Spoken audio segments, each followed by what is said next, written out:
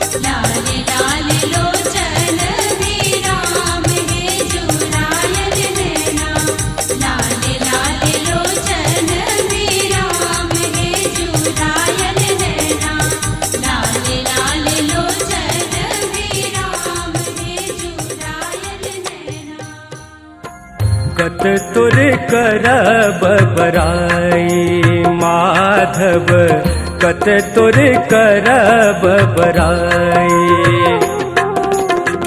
उपमा तो हर कहब ककरा सो उपमा तो हर कहब ककरा सो कही कहूँ अधिक लजाई माधव कत तुर करब बराई माधव कत तुर करब बराई।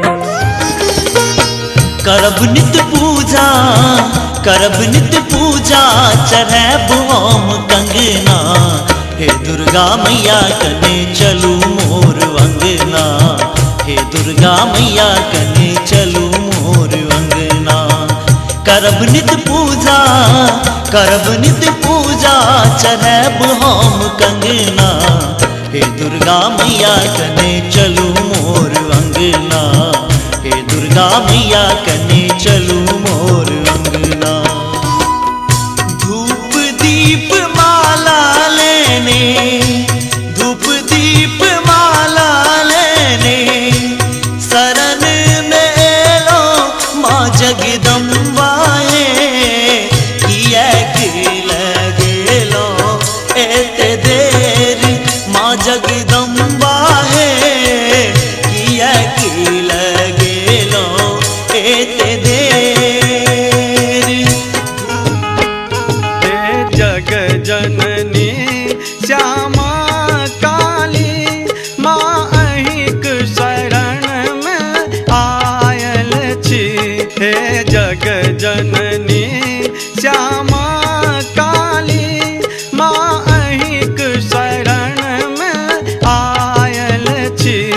सिर झुकाया चना करी कोन